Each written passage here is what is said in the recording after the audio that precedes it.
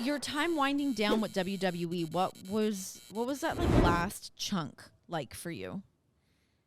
The last story with Bob and Bobby. Bob. I love Bobby. He's a great guy. He is the best. He's such a good guy. He's so sweet. And he, every time, he wanted to make sure everything is okay. So kudos to him. What was it? It was, I think the last year was just like a bunch of shit, I think. I think I wanted to leave, and I think I went home after Saudi Arabia because there was, I mean, whatever. I went home and then after that infamous trip. I think so. Was it? I think it was. Probably. I think that was like no, there's been trips since, but I don't know. Anyways. But I went home, and when in San Francisco we landed, I'm like, you know what? I just can't do that. I just want to go home. Yeah. And I went home, and I think stayed there for a few months, and they finally called me, I think, for that story to do with great promises. And I said, cool. It sounds fantastic. If this is what you want to do. CJ was okay with it, and everything was great. And I said, great, let's do it. And then eventually... That's not what happened. That's not what happened. I didn't even make it to WrestleMania. Oh, but it's okay. I'm not mad. Shit happens. I was really happy. I was really happy when I got fired. I was delighted. Because elated? it just... Were you elated? I was elated. Thank you for teaching me that word. Elated. Thank you. Renee always taught me that word. I'm always going to give her credit for that. It's documented. It is documented. It's so funny. I was thinking about that when we were like doing this interview. Thinking of that moment of you're like, I'm elated. What does elated mean? And I was like, oh, what does elated mean? And I'm like trying to like convey it to you on live television. That was great. It came through. It did come through. It came through for us. It was too entertaining. So you felt good when this all happened. I felt great. Yeah. I felt great. I was I kind of lashed out for about 5 seconds just because the timing was bad with COVID and everything. Right. And my wife still being there, and just I was concerned, nobody knew it was the beginning of COVID. Yeah. But I was happy. I knew I was going to be fine. Yeah. Because I just knew I'm good. Did you know right off the bat that like AEW was probably where you wanted to land? Yeah. I wanted AEW in New Japan for sure. Yeah. So there was never any kind of a lull of you being like, do I still want to do this anymore? Or you were still like gung-ho, like I'm still yeah. I love wrestling. Yeah. Absolutely love. As much as, I want to do movies and I try to do that as well. Yeah. Professional wrestling is so much fun. There's nothing like it. And you can hear all these people like John Cena and all these guys that leave, and they'll tell you it's just nothing like it. Yeah. The live audience, the feed, the love, the hate. You can't get that from the camera. Yeah, no, it's so true. It really is one of those things I find like the longer I'm like away from it, I'm like, I kind of miss that like chaotic nonsense. Like you love it. And when you love it, you love it. I love the crowd. I love the experience being among and fighting and creating, especially. Yeah. But the backstage bullshit politics is just... No, thank you. No, I know. Wouldn't it be so nice if you just like not have that involved? But is there politics in all the life though?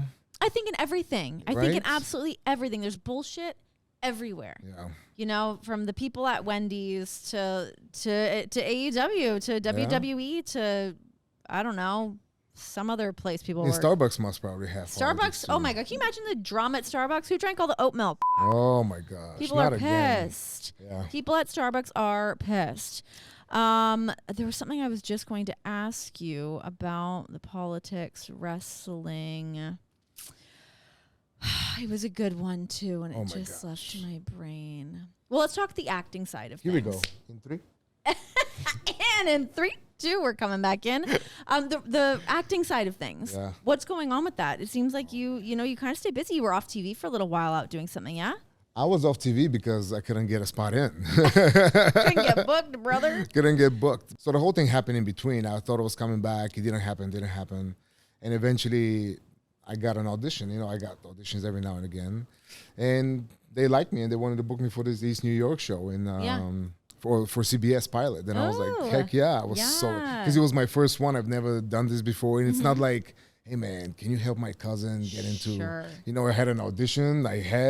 Boom, and they called me and I was like, wow, really me? Yes. I was really excited and I got a great experience. Got to live in Brooklyn, yes. Oh, that's awesome. For 2 weeks, got to experience New York, which was a great for me because I used to hate New York. Oh my God, but those bodegas, those breakfast sandwiches are not to be messed with. Just living there, walking around everywhere, just living like a New Yorker, it was There's great. Nothing like that energy. It was great. It was really, really cool. Yeah. I can't do that forever, but it was great for 2 weeks.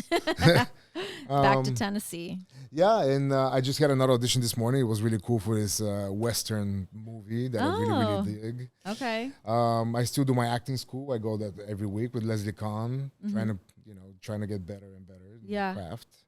But I think everybody should do that. Everybody should have a second and a third gig. Agreed 100%. And just because you're a professional wrestler, from 1 or 2 days a week, you can't do anything. You gotta find other things to do, and just other ways to like keep your brain engaged and keep yourself entertained. All of those things. I know what I was gonna ask you when you debuted in AEW. Really quite the fashion choices. You were coming out loud and proud in like these bougie outfits. I did.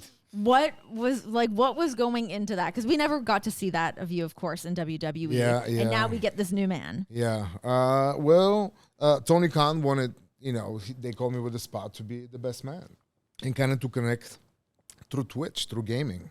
And it was like, okay, well, let me see how these, house boys gamers are. I wanted to develop, I wanted to just be a new persona. If this is what you want me to be, I can't come and be Rusev and be like, sure.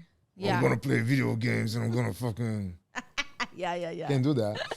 So I was like, all right, well, let's... I think CJ... The hair was just incidental. CJ was dyeing her hair or something. Give me some of that. And she was like, you want to do it? I'm like, all right, why not? Yeah. And I was like, okay, that looks cool. So... And then the clothes flew the day in because I don't know what happened with the clothes. And I wanted to look cool because I wanted to look just look different. Yeah.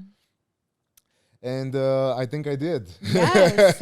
No. And I love brands. It was so funny seeing because I'm trying to like rack it up in my head. I'm like, how much did he spend on this outfit that he's wearing? He was just a little bit. But it's a write-off. It's for TV. 100%. But also, you got to treat yourself sometimes. You do.